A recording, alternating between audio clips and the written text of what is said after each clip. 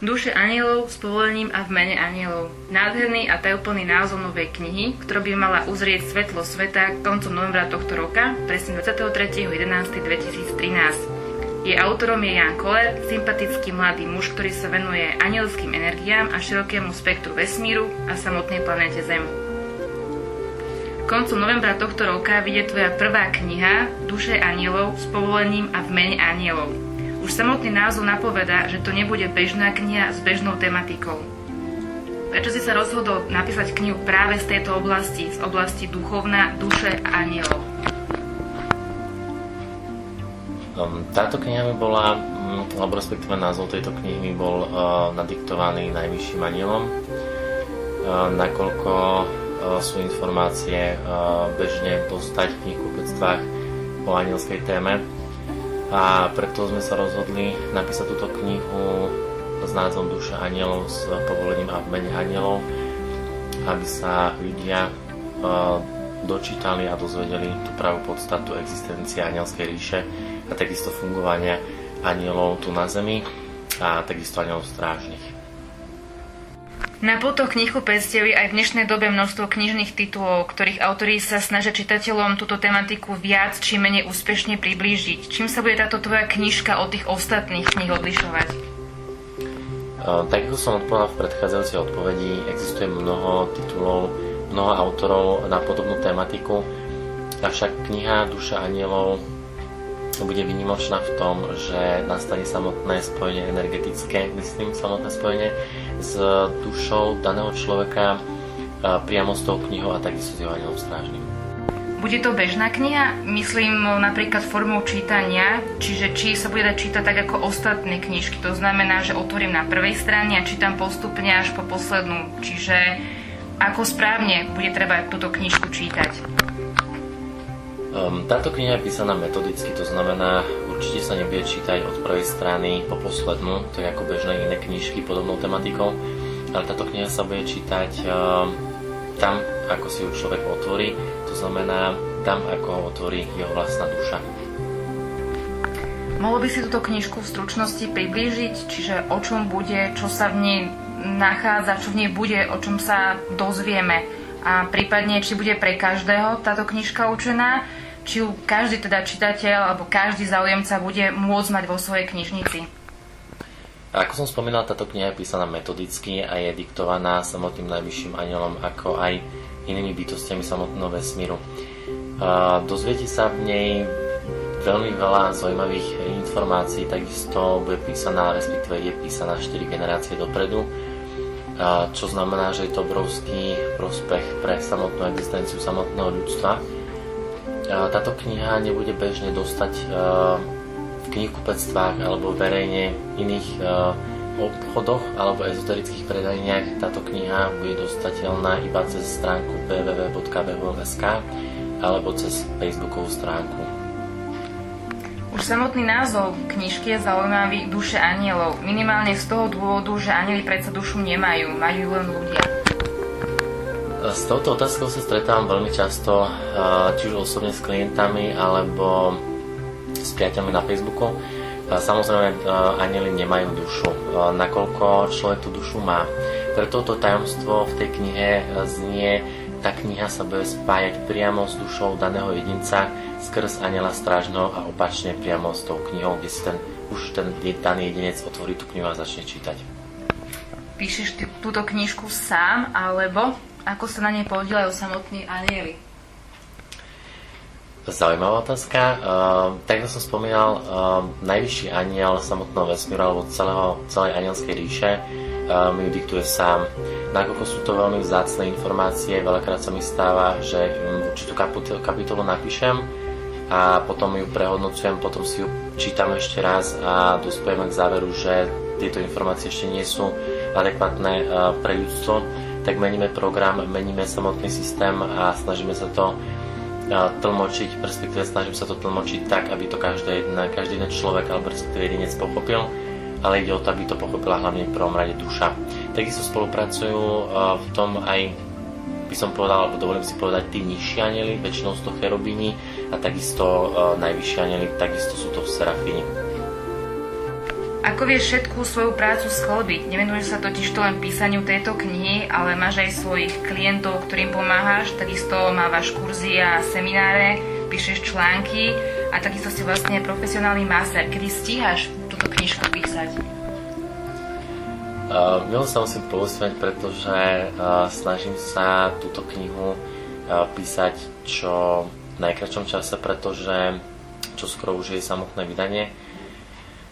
Priznám sa, robím to po nociach, nakoľko bežne chodím spať o tej 4. 5. hodine ráno a venujem sa čisto len samotnej knihe, nakoľko po obednejších alebo popoludnejších hodinách mám samotných klientov a snažím sa to celé aj ten osobný život sklbiť tak, aby som to všetko zvládal, tak snažíme sa tak, ako vieme. Čo všetko bude súčasťou tejto knihy? Len samotná kniha ako takáto nebude, mám pravdu? Áno, máš pravdu. V prvom rade bude kniha. V druhom rade by som veľmi rád stihol ovšem aj takisto meditácie spolu k tej knihe. Nakoľko majú byť nahratých 5 meditácií, mám ich 3.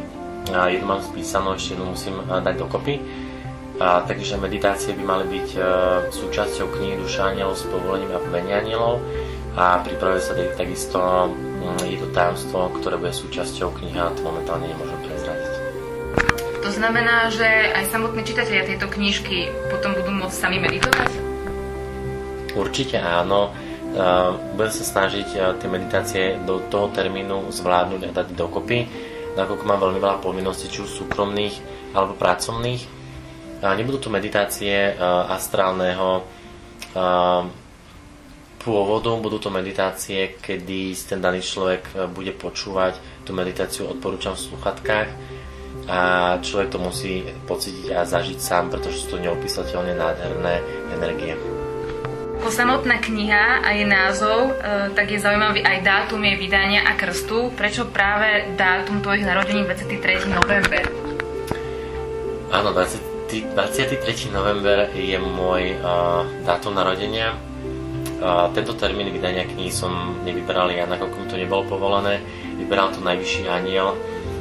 Termín 23.11.2013, kedy kniha už musí byť fyzicky v rukách daných jedincov a krst samozrejme bude presne v tento termín, kde sa dozviete priamo na sociálnej sieti Facebook alebo na mojej oficiálnej stránke www.hl.sk. Vieš už, čím sa bude krstiť táto knižka? Áno, táto knižka sa bude krstiť špeciálne, ale ešte momentálne to neprezradím. Túto knižku si sa rozhodol vydať nie cez vydavateľstvo, ale na vlastné náklady. Táto forma vydania je predsa ale troška finančne náročnejšia alebo nákladnejšia. Ak by mal niekto záujem ti pomôcť, akým spôsobom sa to dá? Áno, rozhodol som sa vydať knižku na vlastné náklady, pretože s podmienkami jednotlivých vydavateľstiev nesúhlasím. A preto som pripravil dobrovoľný finančný príspevok a základné informácie sa dozvedia na stránke www.hl.sk, kde je tam v dispozícii číslo účtu, na ktorý sa ten daný príspevok môže posielať. Upozorňujem, že každý jeden príspevok vami bude použitý na vydanie knižky Duša anielov. Bude toto tvoja jediná knižka, alebo plánuješ do budúcna napísať ďalšiu, prípadne ďalšie knihy? Áno, táto kniha Duša anielov je prvá, alebo respektíve bude prvá a do budúcna, či pripravím niečo podobné, určite áno. Ale to sa nechajte prekvapiť. Ako som už spomínala, organizuješ aj rôzne posedenia, kurzy či menšie semináre. Naposledy to bolo napríklad anielské posedenie o duši a o strážnych anieloch v Bratislave. Plánuješ takéto podobné posedenia v blízkej budúcnosti? Napríklad ešte v tomto roku v Bratislave, prípadne v iných mestách na Slovensku? Áno, predchádzajúce alebo predošlý seminár, alebo respektíve takéto menšie anielské posedenie bolo. Dovolím si tvrdiť, že bolo to v Swing Cafe na Vejnorskej ulici, kedy sa tam zúčastnilo veľmi nádherných, krásnych duší. A či len plánovať niečo do budúcna, budúcna určite áno, ale až po vydaní knihy a ďalších iných vecí, ktoré momentálne mám na práci, ale určite áno. Viem, že okrem toho plánuješ aj jedno väčšie školenie. Mohol by si k tomu niečo bližšie povedať?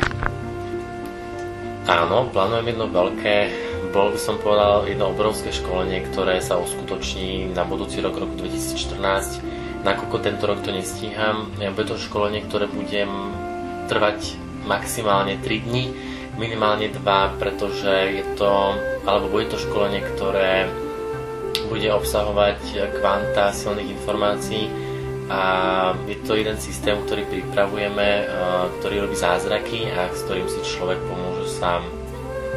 Bližšie, ale asi špecifikovať nebudeš, to treba si jasne to počkať do budúceho roka. Každopádne môžem prezradiť iba toľko, že pôjde o samotnú existenciu fungovania a samotnej frekvencie a samotnej už tej rezonancie vesmírnej energie samotnej jednotlivej duši alebo duše daného jedinca, kedy jednoducho človek si môže poradiť úplne sám a bude vedieť rôzne odpovede v tom, čo sa vlastne deje a čo robiť a akým smerom sa vybrať a podobné iné veci, kedy jednoducho bude to taký, by som povedal skôr taký boom, kedy rôzni ezoterici určite ma roznesú v zuboch.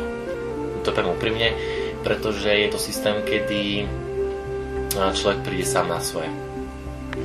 Ak by sa chcel niekto viac dozvedieť, či už o knižke, o seminároch, o tomto školení, kde všade sa môže bližšie informácie dozvedieť?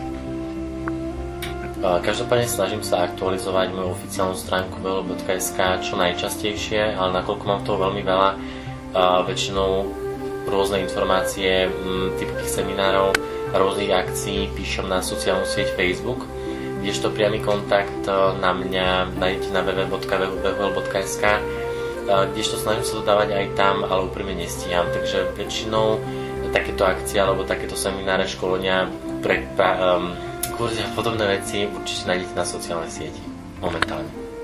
A posledná otázka na záver. Aké obdobie má ľudstvo za sebou, respektíve teda ako na tom je a či môže prezradiť to, čo nás čaká v blízkej budúcnosti, prípadne čo príde, aké energie nás čakajú? Veľmi dobrá otázka. Takto. Ukončila sa 8 mesiacom energia uvedomelosti, o ktorej som už písal, úprimne za ktorom je veľmi smutno, pretože 8 mesiacov intenzívnej komunikácie ohľadne energie uvedomelosti bola veľmi silná. Nakoľko všeobecne ľudstvo ako planéta Zem sme dopadli veľmi dobre až úspešne k energii uvedomelosti. Len vás poprosím o uzavretie akékoľvek starej negatívnej energii, starých vecí, to, čo jednoducho vás trápi a už to nechcete, jednoducho zavrite za tým dvere, odovzdajte kľúč anielovi strážnemu a choďte ďalej. Každopádne neotvárajte tie dvere a doslovne ich zavrite. Momentálne obdobie, ktoré momentálne je, alebo respektíve do konca roka tohto 2013, zatiaľ také krátke informácie, chystám sa sadnúť si k menšiemu článku. Každopádne je to taká energia voľnosti. Každopádne v odzovkách, nakoľko je to skôr vysoká frekvencia venovania sa samému sebe alebo samej sebe. Tak prosím vás, venujte sa samému sebe a rozvíjajte svoju vlastnú dušu. Je to skvelé. Ďakujem vám pekne za tento rozhovor. Teším sa na vás na sociálnej sieti Facebook, takisto v chatoch, správach, kdežto vopred sa ospravedlňujem za omeškanie pri odpisovaní, pretože mám fakt veľmi toho veľa. Snažím sa dávať dokopy knihu a keby niečo, čokoľvek, máte moje telefónne číslo, e-mailovú adresu, kľudne mi píšte, odpíšem väčšinou v neskorých večerných hodinách. Tak vám želám krásny večer, niekomu dobré ránko, kto to kedy počúva a nezabudnite telo, mysel, duša. Ďakujem.